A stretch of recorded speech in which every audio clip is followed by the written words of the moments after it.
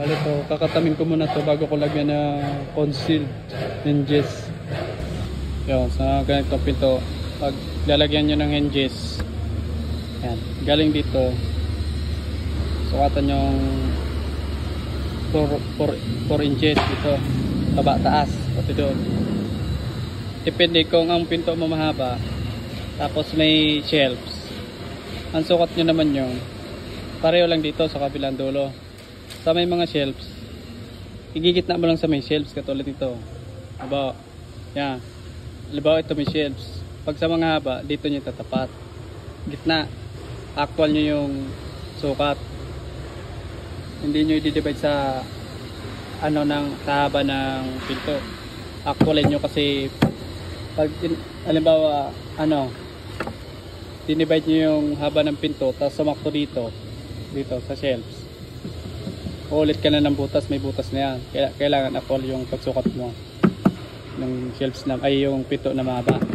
Ito, hindi naman ito tatamaan. Ito. Yan. Ito ang gamit sa pagbutas niyan ito. Concealed hinges bit, drill bit. Yan. Galing naman dito sa kantong ito. Tapos dito. Yan, yung guhit niya ito. Kasi dyan na yan tatapat ito. Dyan na yan tatapat. Yung katlo na yan, dyan yan tatapat. Galing dito 7-8. Ito 7-8 yan. Yung gitna na yan ito. Ito. Yung gitna na yan ito. Pero pag sanay ka na, estimatein mo na lang yung mga ganyan na lang. Estimatein mo na yung kapal na yan pag sanay ka na. Pero kung hindi pa, sukatin mo lang ulit. 7-8 ka galing dito sa kanto. Higita mo lang yan. Diyan mo na yan tatapat. Tulad dito. Yan na yung estimatein mo. Pero kung hindi ka sanay, sukatin mo lang yan. 7-8. Tasin ko lang yan. Ito na yung ginuhit ko kanina ito. Ano yung makikita nyo, napina lang siya ng butas. Ito, pasok na yan. Ito yung kailangan lumapat siya dito. Pag pantay na yan, okay na yan. Hindi na pwede sumobra kasi mabubutas na dito sa ilalim. So ang gagamitin kong hinges dito yung B3, yung inset, kasi inset yung pinto nito, inset. Yung B3 ang gagamitin ko. Inset. Pero sa mga ganito, B3 inset yung gagamitin na hinges. Pag yung pinto tapal, yung B1 ang gagamitin nyo. Sa mga may dugtong na pinto, yung B2, yung half overlay.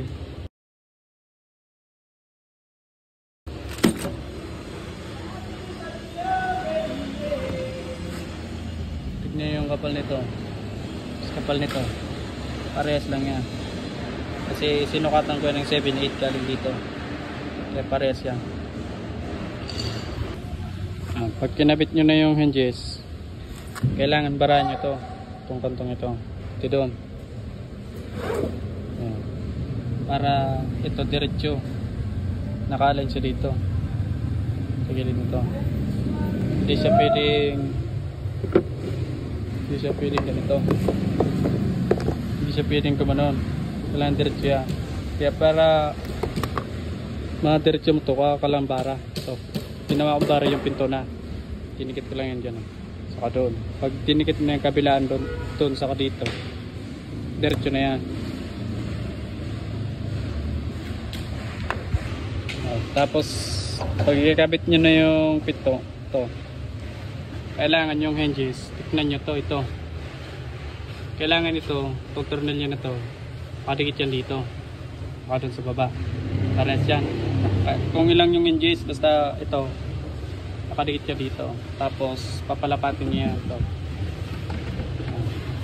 Kailangan nakadikit yan dyan. Dikit siya dyan. Tapos dito kasi ito yung stopper, saka yan sa baba. Kailangan nakadikit yan. Pag nalagay nyo na dyan, nag-scroll nyo na dyan, saka nyo yan i-atras dito. Ito, hilaan nyo yung pinto. Makita ko yun sa inyo mamaya. Yan, ito. Bali, kinabit ko muna. Bali, dalawa lang yung screw kinabit ko muna para ma-align ko. Pag nga-align ko na, saka ko na yung daragdagan. Ito. Adjust ko to. Gigita na yan. Ganon din dito sa baba. Pag nagitna na, basta pag natras mo yan, saka nyo na yan dititan. Tingin muna natin. Yan. Malaki dito. Dito dikit. Yan. Ito naman yung adjustin nyo. Yan. Ito naman yung adjustin nyo dyan. Ito.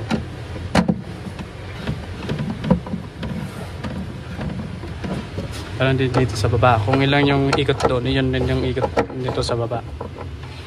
Yan. Yan. Yan. Lumit na. Dito may clearance na. Kung dikit pa dito, adjustan nyo pa dun sa baba. Kasi malaki dito sa baba eh. Doon adjustan nyo sa baba. Adjustan ko pa dito. Yan.